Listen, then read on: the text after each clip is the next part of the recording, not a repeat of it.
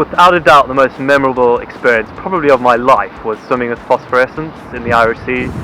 Incredible, millions and millions. I had no idea they existed in the UK waters in my ignorance and naivety. You know, if I closed my hands and opened them like that, it would just be an explosion of light. And when I came out of the water, they'd all be stuck to my beard, so I looked like a Christmas tree.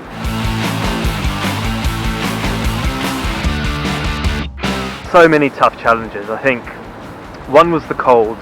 You know, I'm quite slight anyway. I only weigh 10 and a bit stone. Trying to deal with the cold every day. And when the water, you know, the water kind of stays the same, but the air temperature gets colder, so trying to warm up after every session.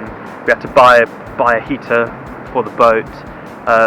So that was tough. The other tough thing, which I never really thought about, was the logistics of where we were going to sleep each night. You know, in my mind I was like, well, I'll stop swimming and we just stay on the boat. But actually, when the waves are too big, you can't do that, or the tide changes. You know, so our average time to get from where I stopped swimming and GPS pinpointed to get to an anchorage and back to that start point was 6 hours, I think, over the swim. The biggest long distance advice I'd give for someone would be get your style right. You know, I didn't do nearly enough training at the beginning, I think. Well, I know. Because there were so many logistics I had to sort out. You know, I had to sort out crew, I had to sort out the boat, the food, everything, the route.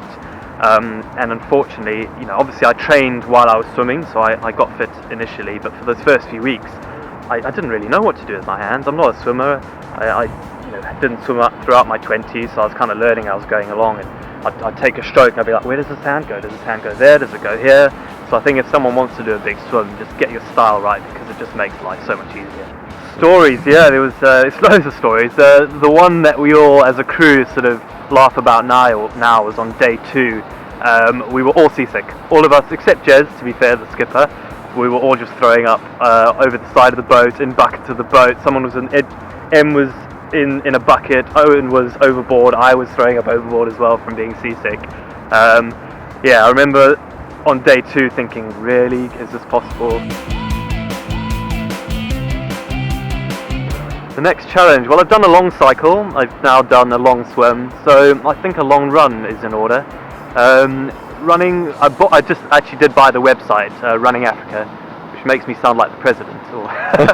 But no, Cairo to Cape Town run is probably the big one I want to do. But I've also cycled Land's International Groats and swum it, so I'd like to run that as well and get people to run with me. I'm definitely gonna keep swimming, but when it's a lot warmer.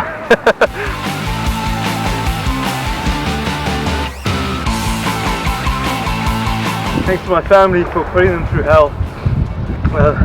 Thanks to Speedo for making amazing wetsuits to deal with the cold. And thanks to everyone on Twitter and Facebook for supporting me. You guys are amazing.